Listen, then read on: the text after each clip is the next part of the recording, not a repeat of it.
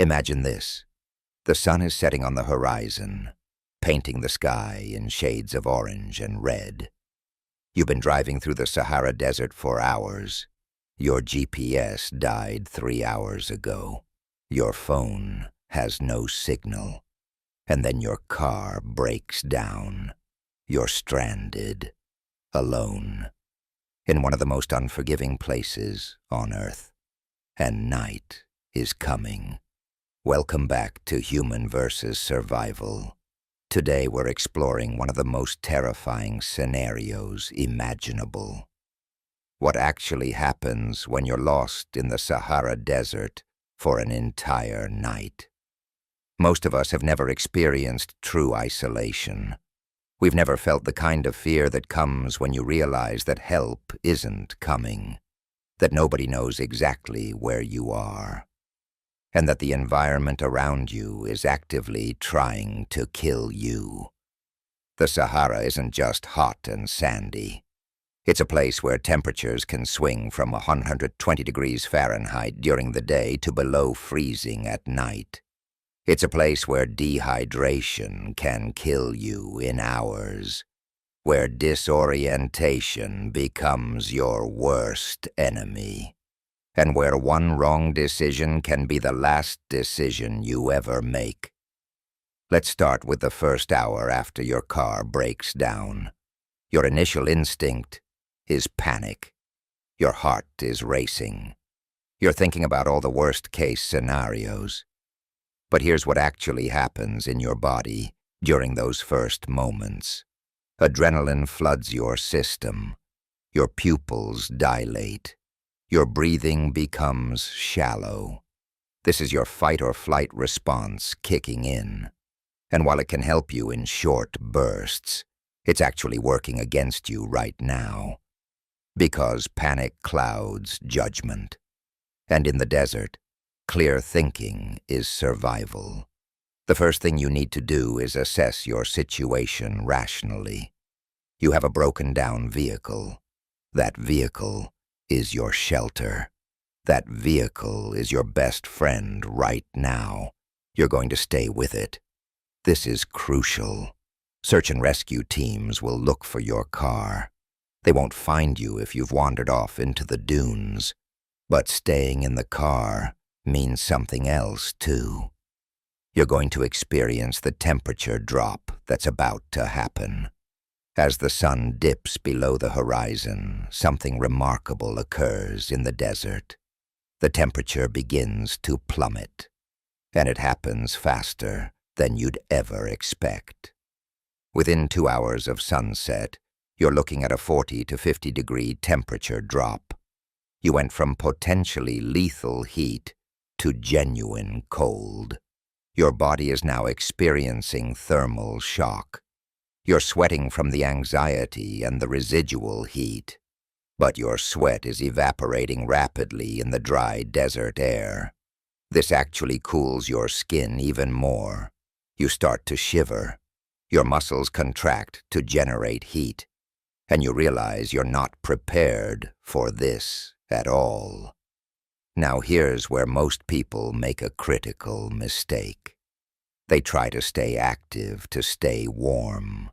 They pace around the car. They do jumping jacks. They burn through their energy reserves. But in the desert at night, you need to conserve every calorie. Your body is already under stress. Your metabolism is elevated. You need to sit still. You need to slow your breathing. You need to lower your heart rate.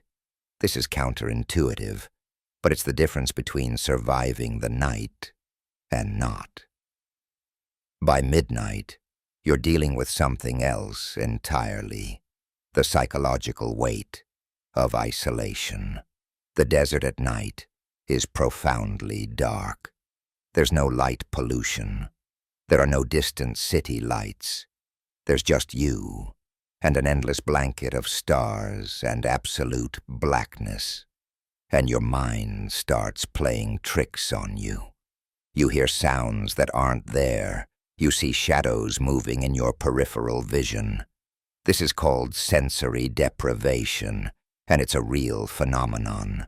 Your brain is starved for input, so it creates its own. You might hallucinate. You might feel like something is watching you.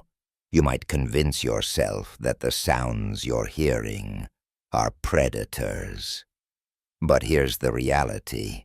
The Sahara isn't teeming with dangerous wildlife. There are scorpions, yes. There are snakes. But they're far more afraid of you than you are of them. They're not hunting you. They're trying to survive just like you are. The real danger isn't the animals. It's your own mind. Around 2 in the morning, exhaustion starts to set in. Your body is running on fumes. You haven't eaten since breakfast. You've been rationing water, but your mouth is still dry. Your lips are cracked. Your throat feels like sandpaper. Dehydration is affecting your cognitive function. Your thoughts become fuzzy. You're struggling to concentrate. This is when mistakes happen. This is when people make decisions that get them killed. You might think about leaving the car to find help. You might think about walking toward where you think civilization is, but this is a death sentence. In the dark, in the desert, you could walk in circles for hours without realizing it. You could stumble into a ravine. You could get completely turned around. By morning, you could be miles away from your vehicle, and rescue teams will have no idea where to find you.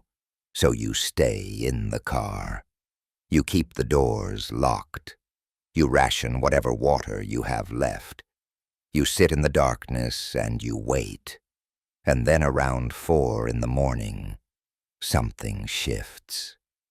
The temperature stops dropping. The worst of the cold has passed. You're still uncomfortable. You're still scared. But you've made it through the hardest part. The night is starting to lose its grip on you. As dawn approaches, the sky begins to lighten. The stars fade. The darkness recedes. And suddenly the desert looks completely different. In the daylight, it's beautiful. It's vast and empty, yes, but it's not threatening anymore. It's just landscape. And you realize something profound. You survived. You made it through the night.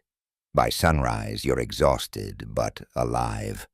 You're dehydrated but conscious. You're scared but thinking clearly. And now your priorities shift. You need to signal for help. You need to stay in the shade. You need to ration your water. You need to wait.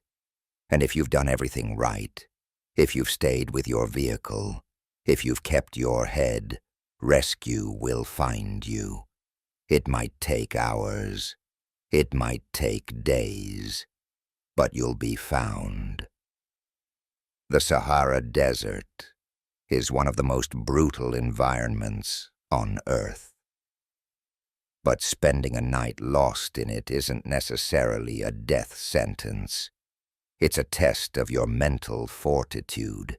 It's a test of your ability to make rational decisions under extreme stress. It's a test of your will to survive. If you found this exploration of human survival fascinating, please hit that subscribe button. We're constantly diving into scenarios that push the limits of human endurance. And if you want to see what happens in other extreme survival situations, check out our latest videos. Thank you for joining me on Human versus Survival. I'll see you in the next one.